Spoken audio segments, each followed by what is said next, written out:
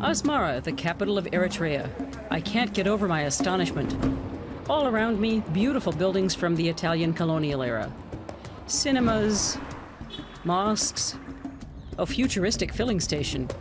Very different from other African cities.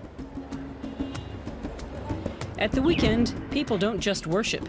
They indulge in what's called the third religion here, next to Islam and Christianity, bicycling. Breathing, yeah, something you can breathe in with air. I've come here with mixed feelings. Journalists aren't welcome here.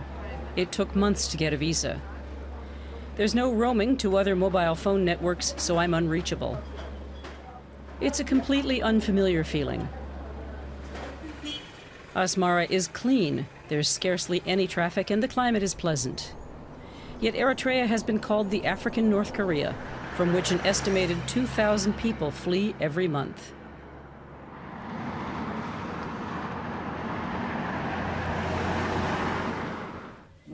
Eritrea's president, Isaias Afwerki, was once seen as a ray of hope. Now the West considers him one of the most authoritarian heads of state in Africa. In a conversation at the Foreign Ministry, the international community, and especially the US, are presented in a negative light.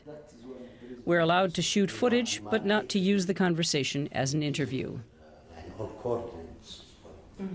The idea of comparing Eritrea to North Korea is met with indignation. We don't totally forget our... Faced with the question of why so many people flee, I'm told Europe and the US are at fault for luring them away. It's not the first time Eritreans have fled abroad. During the 30-year war against Ethiopia, many did so. After Eritrean independence in 1993, some returned. The Eritro-German Cultural Center was founded back then, for people returning from Germany. Alexander Sayum teaches German at the center's language school. His pupils are young Eritreans who are interested in Germany, as they tell me cautiously. 3 of the young women are married to Eritreans who live in Germany, so they'll soon be allowed to emigrate. It's a highly developed country. I want to continue my education there, and I think I can live better there than here. Sayum grew up in Wuppertal in Germany. He's been back in Eritrea for 10 years, but still feels German. For ordinary Eritreans, it's normal to live like this. It's not normal for me. I grew up differently. I have a different mentality, a different way of thinking, more democratic, and you have to tolerate some things. For instance, the fact that there's no press freedom. The city is full of satellite dishes with unlimited reception of international channels. But in Eritrea as a whole, there's just one newspaper and one government TV station. The average annual income is the equivalent of about 600 euros, lower than almost anywhere else in the world. Against the beautiful backdrop of Asmara, extreme poverty prevails. Everywhere on the streets, people try to earn a bit of extra money. Many resort to begging. I try to talk to a few passers-by, but it's almost impossible as soon as they see the camera. People seem to be too frightened to indulge in even harmless conversation.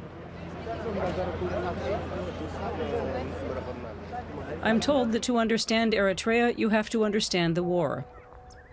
I visit a tank graveyard, discarded scrap from the War of Independence against Ethiopia.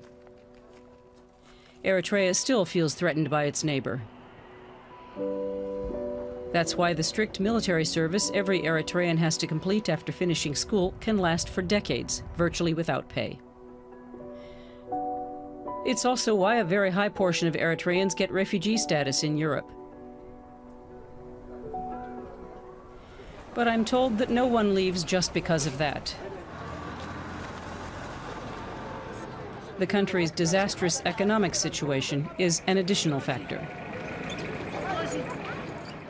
Hardly anything is produced in Eritrea itself. The raw materials for the state-run brewery are imported. Officially, the brewery operates around the clock, despite shortages of water and electricity. I notice that it's mainly older men who work here. Men who, by our standards, would have retired long ago. The brewery manager explains to me the absence of young workers. Because the young are not very much attracted to join us because of the salary. Our salaries are, not quite attractive. In the Maltary, we have younger people there because we have a better salary scale there. But still, we have elderly workers, and they are the most disciplined. There's quite a different average age at the Dolce Vita shirt factory, the only private factory in Eritrea. More than 500 people work in the Italian-run plant. They earn more than the country's average wage. Manager Pietro Zambeiti is well aware of the migration problem. Employees are constantly leaving. He wants to try to keep them by providing better wages and social benefits. But he understands why so many go. Things are not changing at the moment, but I'm sure that, as I said, things can change if probably they also need help, they need trust.